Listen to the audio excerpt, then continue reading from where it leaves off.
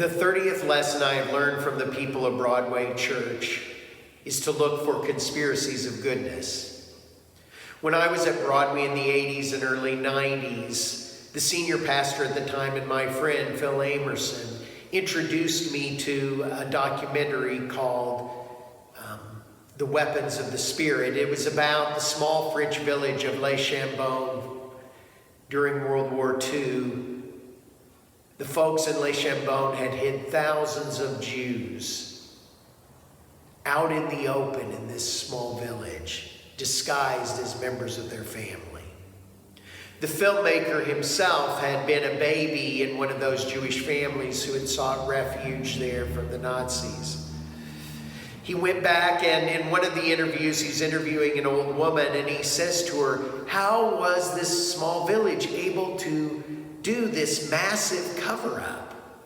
And she looked into the camera and said with a smile on her face, it was a conspiracy of goodness. Now, she and many people in that village were French Huguenots, and centuries earlier, their families had fled to this village, being chased by other citizens of France, reviled, abused, even killed.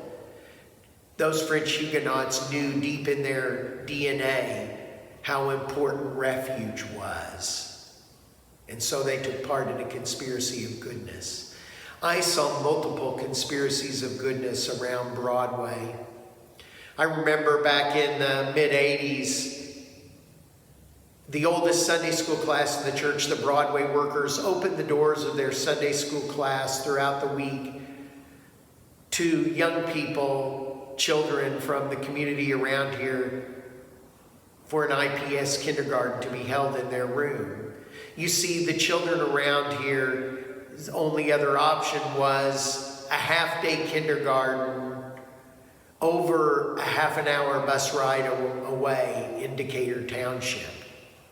The people, both inside and outside the walls of this parish, they cared for one another, made homes for one another, invested in one another. Was it perfect? No. Was it a conspiracy of goodness? Yes. And I saw that over and over again. I saw that in the imagination of young people who live around here, starting a bike shop for themselves and for their neighbors. I saw that in a congregation who invested in and patronizes that bike shop. I saw it in a congregation that was willing to give up its ideas of what they thought should happen to support what their neighbors thought should happen. I saw this over and over and over again. Conspiracies of goodness happening all over the place. Thank you, Broadway.